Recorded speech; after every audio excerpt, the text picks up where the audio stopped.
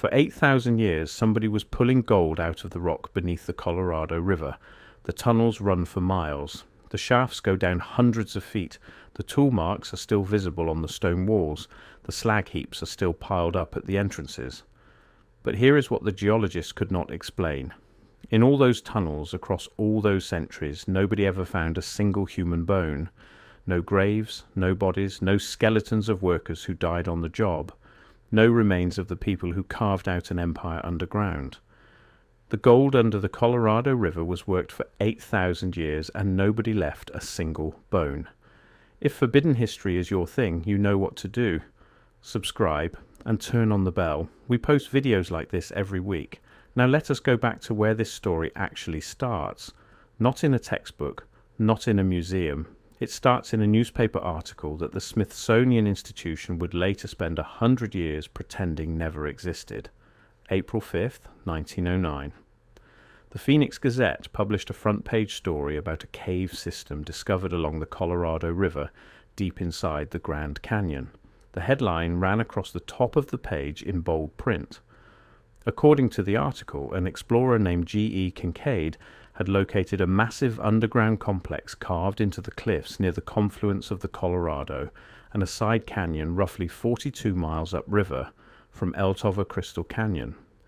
The story described tunnels stretching for nearly a mile underground, chambers cut directly into the limestone, hieroglyphic inscriptions on the walls, bronze artifacts that should not have existed in the Americas, statues that looked nothing like Native American work, stone idols carved in the style of ancient Egypt and Tibet, and mining shafts that descended hundreds of feet below the riverbed, lined with worked stone and showing clear evidence of long-term industrial extraction. The Phoenix Gazette claimed the Smithsonian Institution was funding the expedition. They named the lead archaeologist as Professor S.A. Jordan. They published interviews, they described the artifacts in detail, they printed maps, then the story vanished. Today, if you call the Smithsonian and ask about the Kincaid expedition, they will tell you no such expedition ever happened. They will tell you no such professor ever worked there. They will tell you the entire 1909 article was either a hoax or a misunderstanding by a small-town reporter. But here is the problem. The area the article described is now a restricted zone. The names on the topographic map for that section of the Grand Canyon read like a list of Egyptian and Hindu mythology. Isis Temple, Osiris Temple, Tower of Set, Tower of Ra, Buddha Cloister, Manu Temple, Vishnu Schist. The names were placed on official US Geological Survey maps in the late 1800s, before the Kincaid story was ever published. Why does the federal government name canyon features after Egyptian gods in a region they claim was only ever inhabited by Pueblo farmers? That is the first crack in the story. The second crack runs deeper. Long before the 1909 newspaper article, prospectors moving into the Colorado River basin started finding something they could not explain. The hills were already mined, not by Spanish missionaries, not by any native tribes anyone knew about. The shafts were too deep, the tunnels too precise, the tool marks too systematic.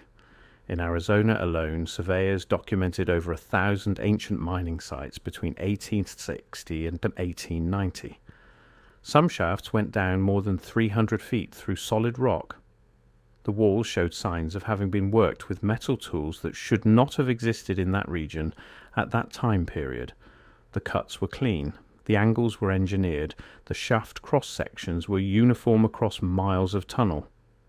Geologists who later examined the oxidation patterns on the tunnel walls came back with dates that did not fit the official timeline. The carbon dating on charcoal fragments found inside some of the deepest shafts ran back over 8,000 years. Some samples pushed 12,000. That is older than the pyramids, older than Stonehenge, older than every civilization that mainstream archaeology says was capable of organized industrial mining anywhere on Earth. And yet someone was down there, pulling gold out of the rock, building tunnel systems that stretched for miles under the Colorado Plateau, working with technology that left clean cuts in stone harder than steel. So where are the bodies? this is the question that nobody in mainstream archaeology wants to address directly. 8,000 years of continuous mining activity should have produced a graveyard. Mining is dangerous work. Tunnels collapse, men die, disease spreads, accidents happen, lungs fail. Roof falls kill workers without warning. When the British excavated the ancient tin mines of Cornwall, they found human remains. When the Romans worked the silver mines of Rio Tinto, they left behind cemeteries. When the Egyptians mined turquoise at Serabit el-Qadim, they buried their dead nearby. Every known ancient mining operation in human history has left behind the bones of the people who did the work. Every single one. Except this one. The Colorado River workings stretch across what is now Arizona, Utah, Nevada, and parts of California. Thousands of shafts, hundreds of miles of tunnel, evidence of refining operations, slag heaps that radiocarbon dating places in the deep past, smelting sites with crucible fragments still embedded in the surrounding soil, and not one verified human burial associated with any of it. Some researchers point to the Anasazi. The official story is that the ancestral Puebloans worked these mines and then disappeared around the year 1300. But the Anasazi were farmers, their settlements were on the surface, their burial practices are well documented, and the deep shaft mining predates them by thousands of years. The dates do not line up, the technology does not line up, the scale does not line up, so the question becomes simple. Who was actually doing the work? This is where the story crosses into territory that most historians refuse to enter. In the alternative history community, the Colorado River workings are one of the strongest pieces of evidence cited for the existence of a pre-flood civilization, a culture that operated on a global scale, built in stone, worked in metal, left behind monuments that nobody can date accurately, and then vanished so completely that even their bones did not survive. The name some researchers use for this civilization is Tartaria. Whether you accept that name or not, the physical evidence on the ground in the American Southwest does not fit the official timeline. The infrastructure was already there when the first European explorers arrived. The roads, the water systems, the mining complexes, the astronomical alignments built into the canyon itself. Spanish accounts from the 1500s describe encountering ruined cities along the Colorado that were already ancient when the Hopi found them. The Hopi themselves have oral traditions about a previous race that lived underground, mined the earth, and was destroyed in a great catastrophe before the current age began. The Hopi call this previous race the Ant People. According to Hopi tradition, the Ant people lived in vast underground cities. They had access to advanced knowledge. They were responsible for teaching the first humans how to grind corn, weave cloth, and work metal. When the world above was destroyed by fire and then by water, the Ant people sheltered humanity inside their tunnels until the surface was safe again. This is not a story modern academics like to take seriously, but the Hopi were not making up the tunnels. The tunnels are real. The mining is real. The 8,000 years of worked rock under the Colorado Plateau is real. What is missing is the population that did the work. In 1924, a geologist named Walter Lee published a survey of ancient mining activity in the Four Corners region. His report included detailed maps of shaft systems, tunnel networks, and refining sites. He estimated the total volume of rock removed across the region at over 50 million tons. To extract that much material with primitive tools would have required a workforce numbering in the hundreds of thousands, operating continuously for centuries. Lee himself wrote that the scale of the operation was beyond anything he had ever encountered in his career, and he had surveyed mining districts on 3 continents. Lee also documented something stranger. At several sites along the lower Colorado, he found shafts that descended through layers of rock that geologists date to the Pleistocene. That means the tunnels were cut into formations that should have been buried under sediment thousands of years before any known civilization had the tools to reach them. Either the dating of the rock layers is wrong, or the tunnels were cut at a time when those layers were still exposed. Both options break the official timeline. His report was filed with the United States Geological Survey. It was never published in any major journal. The original maps are now held in restricted archives. Where did those people live? Where did they eat? Where did they bury their dead? The answer is that we do not know. The archaeological record for that population does not exist. The settlements that should be there are not there. The graveyards are missing. The cooking sites, the latrines, the discarded tools, the broken pottery, everything that a population of that size should have left behind is simply not present in the archaeological record. The mining happened. The bones did not. There are three theories that try to account for this. The first theory is that the workforce was not human. This is the position most associated with the Tartaria community and with researchers who connect the Colorado workings to a non-human or hybrid civilization. The argument is that beings who worked the mines either did not die in the same way humans do, or were physically constituted in a way that did not leave skeletal remains. Some researchers tie this back to the Hopi Ant people traditions and to similar accounts in cultures around the world. The second theory is that the bones were deliberately removed.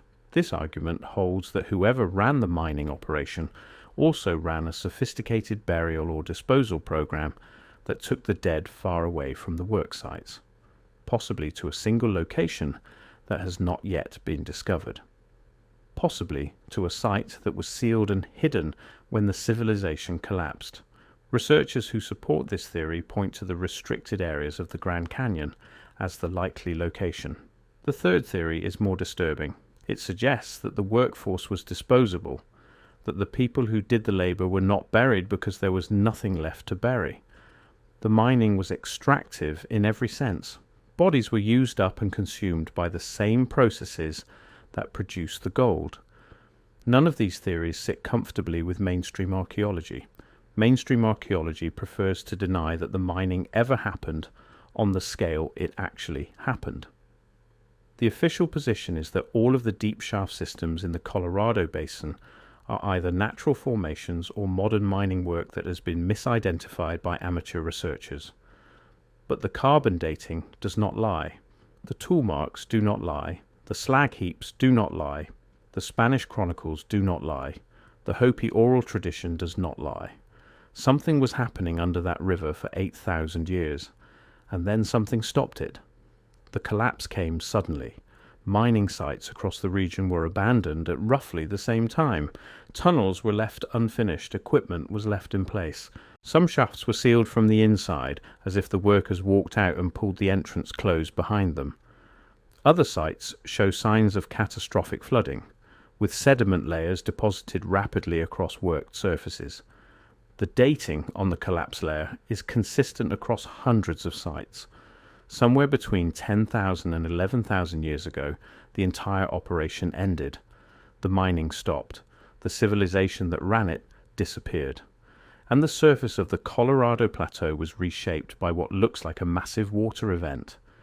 This dating lines up with the end of the Younger Dryas period, a time when global temperatures swung wildly, sea levels rose by hundreds of feet, and dozens of civilizations around the world appear in the archaeological record to have ended simultaneously. The same event that produced flood myths in nearly every ancient culture also appears to have ended whatever was happening under the Colorado. Today, most of the worked tunnels in the Grand Canyon region are inside restricted federal land. Access requires permits that are rarely granted. Sections of the canyon named after Egyptian gods remain closed to the public. The 1909 Phoenix Gazette article is dismissed as fiction. The Hopi traditions are treated as folklore. The mining evidence is reclassified as natural geology, and the bones are still missing. 8,000 years of work, hundreds of miles of tunnel, 50 million tons of rock moved by human or near human hands, and not one verified skeleton to show who did it. This is the part of the American story that does not get told in textbooks. The gold under the Colorado River was worked for 8,000 years, and nobody left a single bone. Whoever they were, they took their identity with them when they left. What they left behind was the work itself, carved into the stone, waiting under the river, sealed inside the canyons that we are no longer allowed to enter. The mystery is not whether the mining happened. The mystery is who did it. And the deeper mystery is why every official institution in the country has spent 100 years pretending the question does not exist. Maybe the bones are still down there somewhere, in a chamber that has not been opened.